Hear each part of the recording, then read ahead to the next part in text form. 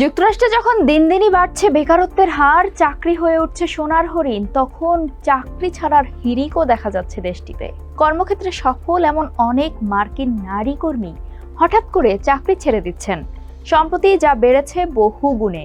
মার্কিন শ্রম বাজারের তথ্য অনুযায়ী 2025 সালের জানুয়ারি থেকে জুলাই পর্যন্ত প্রায় 2,12,000 নারী চাকরি ছেড়েছেন। অথচ একই সময়ে নতুন করে চাকরিতে যোগ দিয়েছেন মাত্র 44,000 পুরুষ। চিত্রটা যখন বিপরীতমুখী, তখন স্বাভাবিকভাবেই প্রশ্ন উঠেছে, হঠাৎ কেন মার্কিন নারীরা চাকরি ছাড়ছেন? বিবিসির প্রতিবেদনের আলোকে আজ এসবই জানাবো আমরা। সঙ্গে আছি আমি রুকাইয়া জহির।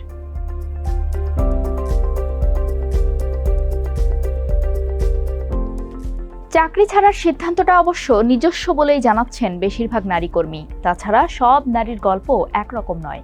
অনেক নারী আছেন যাদের শিশুর যত্নের কথা ভেবে বাধ্য হয়ে চাকরি ছাড়তে হয়। আবার এমন এক শ্রেণীর নারীও আছেন যারা শিশুর যত্নের খরচ বহন করতে না পেরে সচেতনভাবে চাকরি ছেড়ে দিচ্ছেন। এক্ষেত্রে চাকরি ছাড়ার পেছনে তাদের যুক্তি, সন্তানদের সঙ্গে আরও বেশি সময় কাটাতে পারবেন তারা। তাছাড়া কোনো বসের অধীনে নয়, নিজেই নিজের বস হয়ে কিছু করতে চান কেউ কেউ।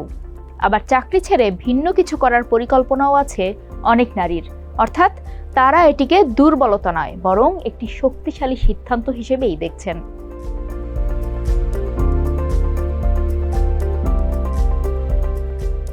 সংসার সামলানো ও সন্তানদের সময় দেওয়ার পর নারীদের চাকরি চালিয়ে যাওয়া কঠিন হলেও অসম্ভব নয়।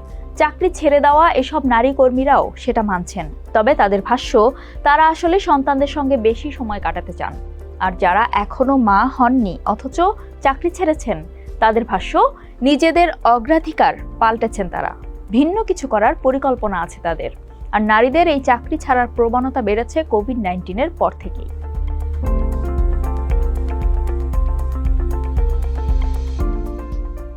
করোনা ভাইরাস মহামারীর সময় অনেক নারী চাকরি হারিয়েছেন। ফলে প্রথমবারের মতো দীর্ঘ সময় সন্তান ও পরিবারের সঙ্গে কাটানোর সুযোগ পান তারা।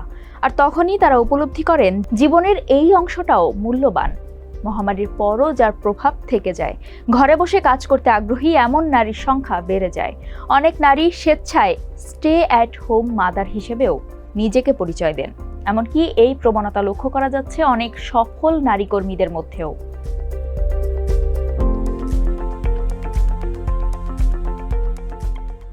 সবচেয়ে কঠিন সিদ্ধান্তগুলোর একটি চাকরি ছাড়ার সিদ্ধান্ত, যা কেবল ব্যক্তিগত নয় বরং বৃহত্তর পরিসরে এর সঙ্গে জড়িয়ে আছে নারীর অবস্থানও। তাই চাকরি ছাড়ার আগে দ্বিধান্বিত থাকেন অনেক নারী। ভাবেন, কয়েক বছর পর আবার চাকরিতে ফিরতে চাইলে পারবেন তো? আবার অনেকেই মনে করেন কর্মক্ষেত্রে নারীদের সক্রিয় থাকা জরুরি, কারণ এখনও সমাজে বৈষম্য আছে। আর বর্ণ ও জাতিগত বৈষম্যের শিকার নারীরা মনে করেন ব্যক্তিগত সুখ ছাড় দিয়ে বৃহত্তর সংগ্রাম চালিয়ে যাওয়া উচিত।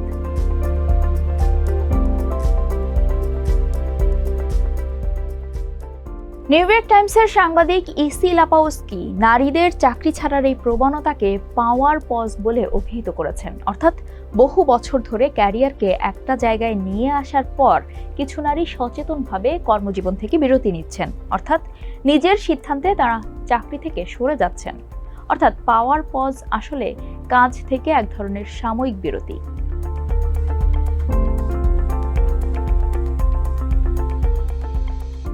নারীদের চাকরি ছাড়ার এই প্রবণতাকে খুব ইতিবাচক বা নেতিবাচক কোনোটি বলা যাচ্ছে না, কেননা এর মধ্য দিয়ে শিক্ষিত ও আর্থিকভাবে সক্ষম নারীরা নিজেদের সিদ্ধান্তে ক্ষমতায়িত হচ্ছেন। অন্যদিকে অনেক নারী বাধ্য হয়ে চাকরি ছাড়ছেন বা বেকার হয়ে যাচ্ছেন। কাজেই বিষয়টি জটিল ও দ্বিমুখী, যেখানে কেউ স্বাধীনভাবে চাকরি ছাড়ার সিদ্ধান্ত নিচ্ছেন, কেউ কেউ পরিবার ও সন্তানের কথা ভেবে একরকম বাধ্য হয়েই চাকরি থেকে সরে আসছেন। আবার অনেক নারী বঞ্চিত হচ্ছেন জীবনের নানা সীমাবদ্ধতার কারণে। কাজেই নারীর এই চাকরি ছেড়ে দেওয়া দীর্ঘমেয়াদে কী প্রভাব পড়ে, সেটাই এখন দেখার বিষয়।